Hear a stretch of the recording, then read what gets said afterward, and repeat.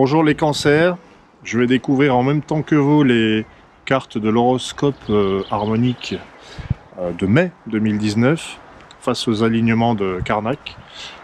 C'est sympa.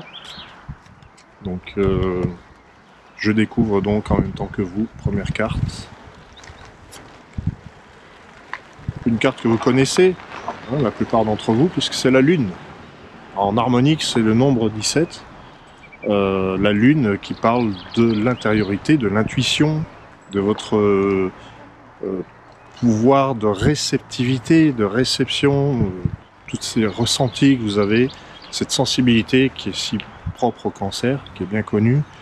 Donc la Lune, son message, c'est soyez attentif à vos ressentis, quittez le mental. On ne peut pas vraiment se débarrasser du mental, et puis il ne s'agit pas de dire que c'est un ennemi, mais c'est plutôt pour dire essayez de percevoir autrement, essayez d'être attentif à vos ressentis. Alors il y en a qui n'ont pas besoin qu'on leur rappelle, mais là, en l'occurrence, c'est le premier message. Nous avons donc comme deuxième carte la nouvelle ère. C'est marrant parce que la nouvelle ère est aussi une carte assez visionnaire, un petit peu comme la Lune, qui nous rappelle la voyance, qui nous rappelle Nostradamus, tout ça. Et bien là, on a la nouvelle ère qui nous dit vous avez peut-être des ressentis en ce moment qui vous préparent à une nouveauté, un nouveau mode de vie, à quelque chose d'assez inattendu, de plutôt original, mais de libérateur. Donc là, vous êtes en train de vivre quelque chose en ce moment. Vous avez des ressentis, vous avez des symptômes qui vous préparent à une libération de quelque chose. Libération de quoi? Peut-être d'un rôle que vous aviez eu jusqu'alors, peut-être de... Ouais, quand je vois le masque, j'ai envie de parler d'un rôle. Alors on se libère d'un rôle, ou alors on a un nouveau rôle. On en quitte un pour en trouver un autre. Un rôle. Quand je parle d'un rôle, c'est pas forcément un métier, c'est pas forcément un partenaire, c'est un rôle, c'est-à-dire quelque chose qui vous appartient. Vous avez le rôle de... quand on se dit, moi je peux pas faire ça, vous vous rendez compte. Et puis le masque, c'est aussi ce qu'on incarne. Voilà, donc qu'est-ce que vous incarnez? C'est la question qui est posée au cancer avec cette carte du masque. Alors, on va voir avec la quatrième carte. Le prophète.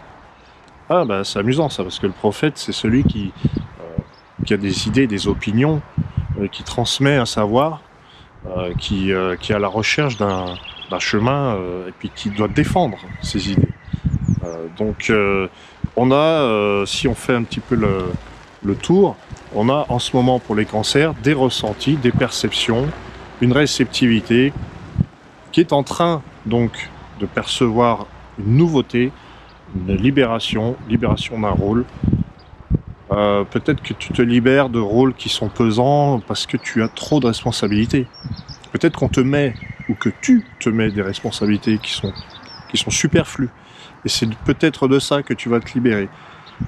Il ne s'agit pas de dire le cancer en mai 2019, il n'en aura plus rien à faire, il va devenir je m'en foutiste ou je ne sais quoi. C'est pas ça. C'est qu'il y a peut-être des choses qui sont en trop, qui pèsent trop lourd sur toi et que tu vas déposer dans un coin, au coin d'une plage, parce que tu es cancer, on va parler de la plage, et puis tu vas pouvoir faire ton chemin plus librement. Donc il y a un vent de liberté pour le cancer, qui va peut-être venir de lui-même d'ailleurs.